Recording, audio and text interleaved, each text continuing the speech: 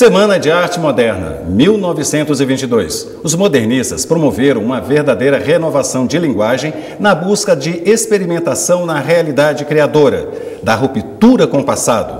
A arte passou da vanguarda para o modernismo. A semana marcou a época, marcou a representação de novas ideias e conceitos artísticos, como a poesia, através da declamação, a música, por meio de concertos e as artes plásticas exibidas em telas, esculturas e maquetes de arquitetura, com desenhos arrojados e modernos. O adjetivo novo passou a ser marcado em todas essas manifestações que se propuseram a despertar a curiosidade e o interesse popular. No Culto Circuito de hoje eu converso com a professora Maria Lúcia Bueno e o poeta e professor de literatura Anderson Pires da Silva. Sejam bem-vindos ao programa Culto Circuito.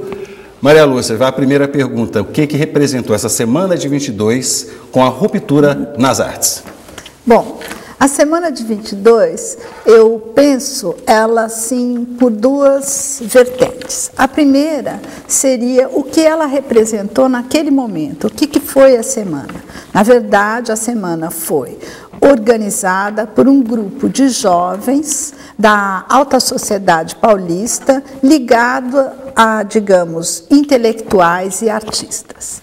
E ali havia uma preocupação em trazer, digamos, uma visibilidade maior para as artes, em fazer um evento mais cosmopolita, que trouxesse assim um ar de modernidade, reunindo, digamos, a produção mais jovem e independente. E essa divisão também está ligada também à própria literatura, que parece que foi o assunto mais discutido naquela época, em 22. O que aconteceu com a literatura? Que ruptura que aconteceu, Anderson? O Jorge Andrade, que foi o primeiro líder da semana de 22, ele costumava dizer o seguinte, que em 22 nós, escritores de São Paulo, agimos como semáforo, como um farol anunciando o que viria pela frente, não é? O Oswaldo e o Mário tinham essa certeza de que eles tinham aberto um caminho novo, que o Mário de Andrade depois irá definir como um caminho para uma experimentação permanente na literatura e para um repensar permanente na literatura da identidade nacional, do que é uma cultura brasileira, de como que ela se movimenta em um panorama maior, como ela dialoga com as outras literaturas de outros países. O Oswaldo de Andrade dizia que também que essa parte da Semana de Arte Moderna se acertou o fuso horário nacional com o fuso horário mundial e permanentemente acertou o relógio império da literatura brasileira. O relógio império, né? E ao longo, o conceito de antropofagia que o Oswaldo vai desenvolver, ele vai passar muito por aí, né, de se pensar uma literatura brasileira, mas que ela permanentemente em diálogo com as outras literaturas, absorvendo as linguagens mais avançadas de vanguarda, como no caso nos anos 20. Embora a vanguarda, que vai influenciar a Semana de Arte Moderna, fosse a que posteriormente se revelaria como a mais conservadora, que foi o futurismo. Por pouco a Semana de Arte Moderna não se chamou Semana de Arte Futurista. Foi uma grande sacada, acho que de Cavalcante, de não vamos aliar esse evento ao futurismo, já percebendo que o futurismo era um movimento. Então até o nome da semana, de certa forma, estava equivocado, né?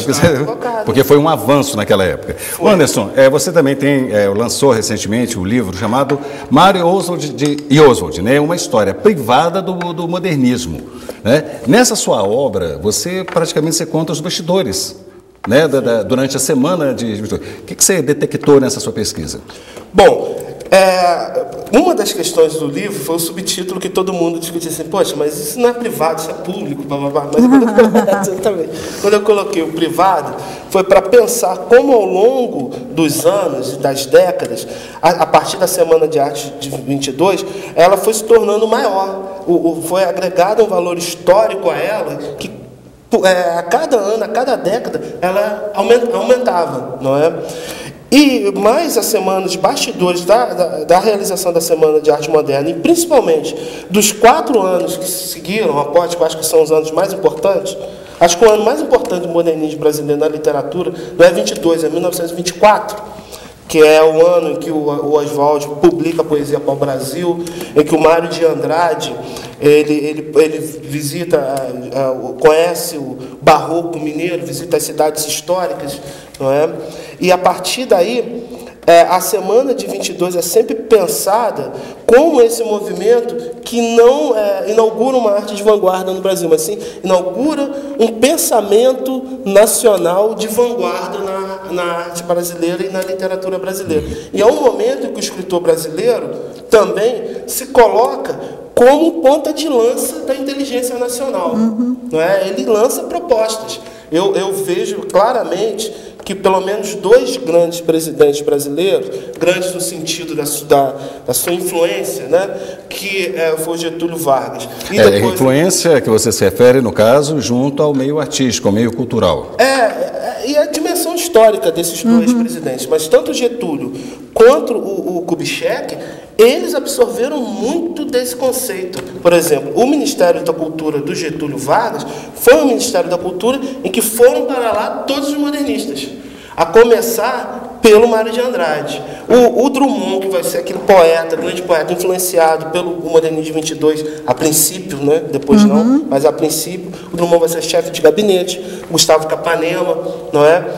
E logo depois, quando o Kubitschek ainda era prefeito de Belo Horizonte, se realiza em 1944 uma semana de arte moderna, que a imprensa de Belo Horizonte chama de Semaninha de Arte Moderna. E durante essa semana o Oswald de Andrade faz a conferência de abertura e argumenta o seguinte: olha, em 22 São Paulo começava, hoje Belo Horizonte conclui.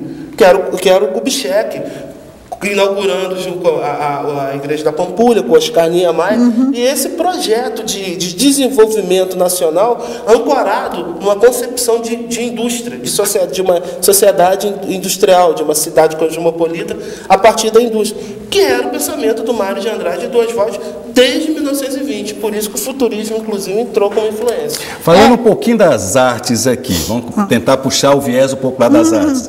Em 1922, também se comemorava o quê? 100 anos da independência. Isso representou, a Semana de Arte Moderna de 1922, representou de fato a independência das artes no Brasil? Eu acho que a semana foi um embrião, né? Um embrião das rupturas que vão acontecer um pouco depois, como o Anderson já apontou.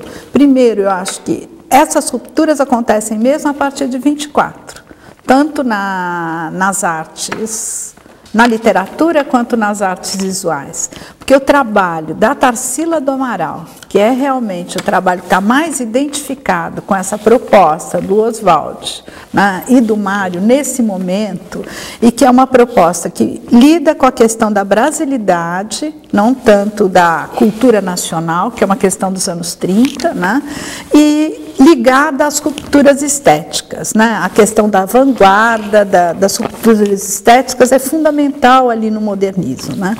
E a Tarsila, que está, digamos, associada, o trabalho da Tarsila é a expressão disso, ela vai começar a produzir esse trabalho só depois de 23, né? No final de 23, a partir de 24, e os 2 grandes momentos do modernismo, como ele já falou, é 24 e 28. Né, que é o momento da antropofagia, que são os 2 do Abapuru, tudo isso, né? Então, e eu acho assim que esse momento assim onde o Oswald predomina, e ele predomina assim como uma força independente, o grupo é muito independente, nem todo mundo concorda com eles não têm realmente um apoio assim, né, da sociedade, inclusive eles vão se tornando cada vez mais radicais, assim.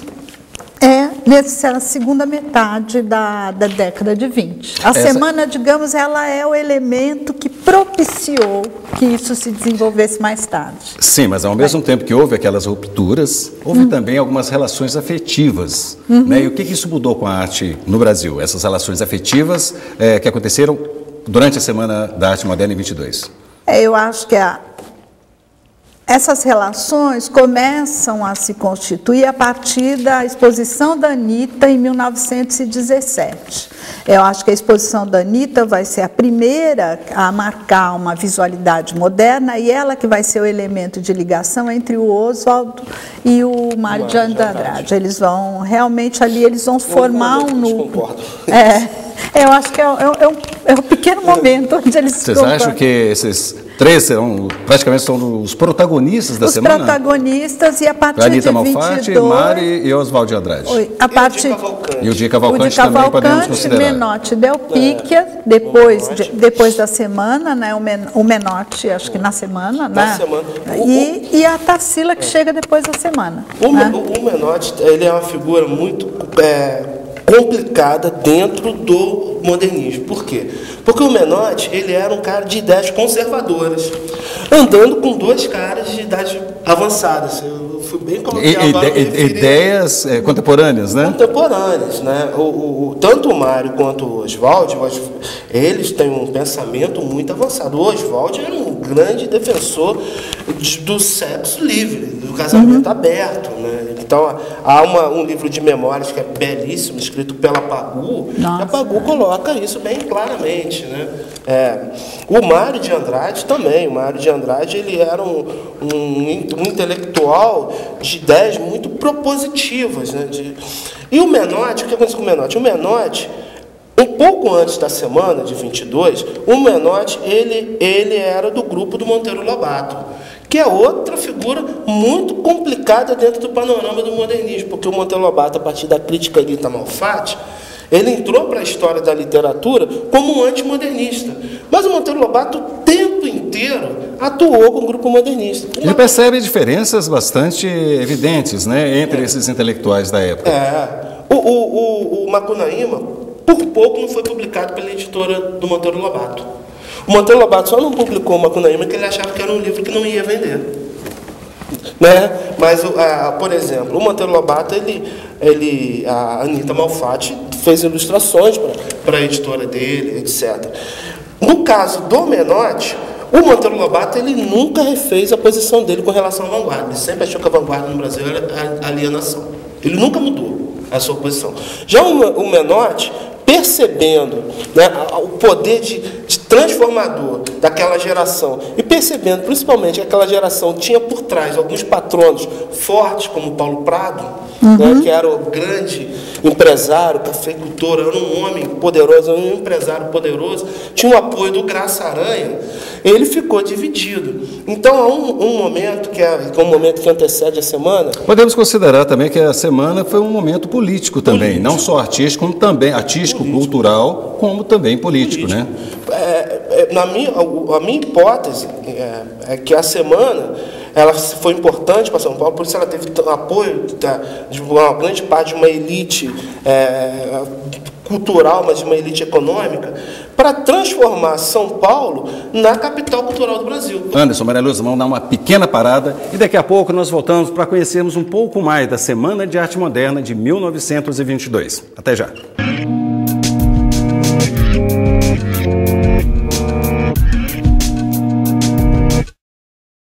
Voltamos com o Culto Circuito. Hoje eu converso com a professora Maria Lúcia Bueno e o poeta e professor de literatura Anderson Pires sobre a Semana de Arte Moderna, que este ano completa 90 anos. Nós conversávamos sobre os bastidores da Semana de Arte Moderna. Agora eu queria saber, Maria Lúcia, com relação às artes visuais. O que mudou das artes visuais de lá para cá? Bom, a Semana de Arte Moderna, as pessoas costumam associá-la às rupturas estéticas nas artes visuais, mas, na verdade, não foi isso que ocorreu, né? O momento que assinala essa ruptura no Brasil vai ser o Salão de 1931, que vai acontecer no Rio de Janeiro, que é a capital federal, e sim, um centro que tem impacto nacional, o que não acontecia com São Paulo em 22, e mais, em 22, a única expressão moderna nas artes visuais que nós vamos ter é a Anita Malfatti, que vai levar para dentro da semana a exposição que ela já tinha apresentado em 17, com um grande impacto dentro do meio artístico paulistano. Você destaca alguma obra da Anita dentro da semana que hoje a gente poderia considerar? Bom, todas essas obras expressionistas dela, Estudante Russa, né, O Homem Amarelo, tudo isso. Agora, o trabalho da Tarsila do Amaral né, que eu digo, é o trabalho mais identificado com o grupo modernista, ele só vai aparecer mesmo em 29. Vai ser a primeira exposição que ela vai fazer, que vai ser no Rio de Janeiro, e depois no Salão de 31, que vai ser realmente o primeiro salão modernista, que vai ser quando Vargas assume, o novo ministro da Fazenda demite o diretor da Escola de Belas Artes e coloca no lugar o Lúcio Costa, com 29 anos, que vai fazer um novo salão aberto a todas as tendências. E nesse salão, todos os artistas modernos do país inteiro vão expor. É nesse salão que vai estar a pintura da Tarsila, a pintura da Anitta, a pintura do Cícero Dias, Eu Vi o Mundo, ele começa no Recife. Foi a maior manifestação modernista da época, né? A obra realmente modernista de Cavalcante, que não estava na semana, ela vai estar também ali no salão, assim como o trabalho de Ismael Neri, de Guignard, de Portinari. Então, o grande momento modernista não é a Semana nas Artes Visuais, é o Salão de 1931. Anderson, e na literatura, o que se destacou? Mário de Andrade, em particular, porque o Mário de Andrade não estava na programação oficial da semana, e o Mário, ele estava assistindo, ele fazia parte do público, não é? E há um episódio famoso, uma palestra que o Mário dá sobre arte moderna nas escadarias do Municipal, né? A semana serviu para projetar o Mário de Andrade. O Oswald já era, de certo modo, seu empresário informal, porque o Oswald de Andrade havia escrito um artigo sobre o Mário de Andrade, chamado Meu Poeta Futurista. Só que o Mário não gosta desse título, Meu Poeta Futurista. O Mário não gostava dessa ligação com o futurismo, porque o futurismo significava uma postura muito escandalosa, muito arrogante. E isso trouxe alguma consequência? Trazia várias consequências para o Mário de Andrade. O artigo do Monteiro Lobato, Paranoia e Mistificação, dizia, olha, essas escolas de vanguarda é coisa de maluco, é coisa de gente doida, não é? Coisa de playboy. O Mário de Andrade, ele era um professor de música, ele era um assalariado. É engraçado isso, mas o Mário era o único cara ali, um homem comum, um homem assalariado. O resto, todo mundo era rico, era filhinho de papai, de certo modo, não é? E o Mário, quando é chamado de Meu Poeta Futurista, é lógico que ele fica preocupado com duas questões que o preocupam. Primeiro, a opinião pública. Segundo, uma ascendência do Oswald de Andrade a ponto de rotulá-lo e ele aceitar esse rótulo. E ele não aceita. E a partir da semana de 22, o Mário começa a costurar nos bastidores, principalmente através da sua correspondência. O Mário começa a se corresponder com muitos poetas, começa uma correspondência intensa com o Manuel Bandeira e com o Drummond. Né? O Manuel Bandeira é um grande poeta do modernismo, né? Nesse período a gente pode também considerar essa conciliação entre esses intelectuais da época, né? Não só intelectuais mineiros, paulistas e cariocas, né? Exatamente. E o Mário faz essa articulação melhor que o Oswald. O Oswald, ele é muito polêmico, mas é também muito individualista. Isso. Né? O Mário também, na minha opinião, o Mário também é individualista, mas o Mário, ele consegue se articular com vários intelectuais, várias figuras da inteligência brasileira, melhor que o Oswald. O Oswald briga com todo mundo. O Mário tenta se conciliar, e isso vai fazer a diferença, né? Maria Lúcia, uma curiosidade, naquela época a semana ela não teve a cobertura adequada, entendo eu, da própria imprensa. A semana ela foi adquirindo significado à medida que as coisas foram avançando, principalmente a partir dos anos 50. Né? Quando os concretistas retomam o trabalho do Oswald, e nos anos 60 também, que os tropicalistas vão fazer a mesma coisa. A partir de então, eu acho que o Oswald ele passa a ser, digamos, uma referência fundadora da nossa modernidade, mas que só exerce realmente impacto assim, no ambiente cultural e artístico, assim, de uma forma assim, forte, a partir da década de 50. Você acredita que essa arte de hoje, ela sofre ainda influências daquela semana? Há 90 anos? Eu acho que é uma referência, é uma tradição que nasce naquela época, mas que no momento em que ela acontece, ela, digamos, ela tem um impacto restrito. A literatura atual, ela ainda Tem resquícios lá do passado, de 1922? Olha, eu percebo que tem, e isso é ruim, uma traição ao espírito renovador de 22. Vou explicar por quê. A poesia brasileira da década de 1970, chamada poesia marginal, alguns poetas como Chacal, eles escreviam aqueles poemas mais curtos que o Oswald escrevia nos anos 20 e que ninguém aceitava. Que achava que aquilo era... O Manuel Bandeira chamava o Oswald de Andrade como poeta de um romancista de férias. Não é? E a partir da década de 70, com essa poesia mais concisa, mais coloquial, não é?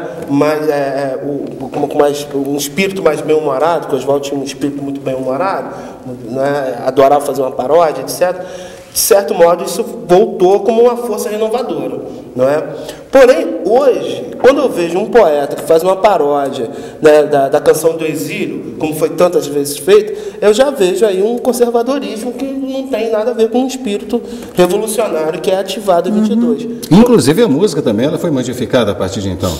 Ela também sofreu essas influências modernistas.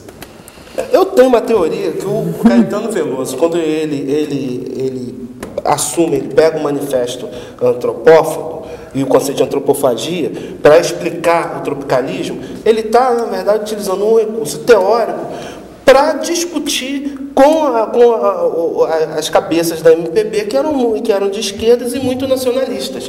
Se a gente parar para pensar que Elis Regina, né, na década de 60, organizou uma marcha contra a guitarra elétrica, que essa marcha, na verdade, estava embutida uma discussão dela com o programa da Jovem Guarda, que estava roubando a audiência do Fino da Bossa.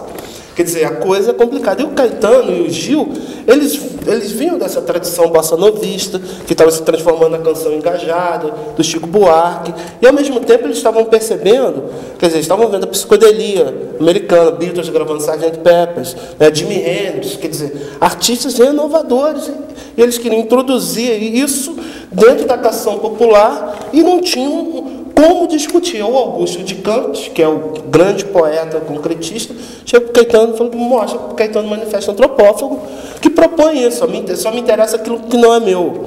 Eu quero, o Oswald defendia, uma cultura nacional não avança sem o contato com o que ele chamava com a Europa subversiva, com o pensamento subversivo estrangeiro. Que tipo de arte nós temos hoje?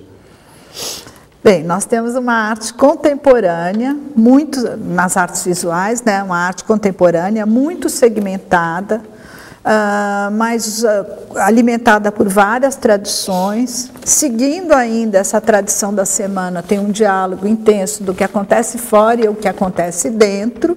Agora, não acho que exista uma determinação da semana. O que existe, digamos, que personaliza um pouco, que singulariza melhor a nossa arte contemporânea, é que sempre existe uma vertente grande de artistas contemporâneos que estão preocupados em discutir a cultura brasileira.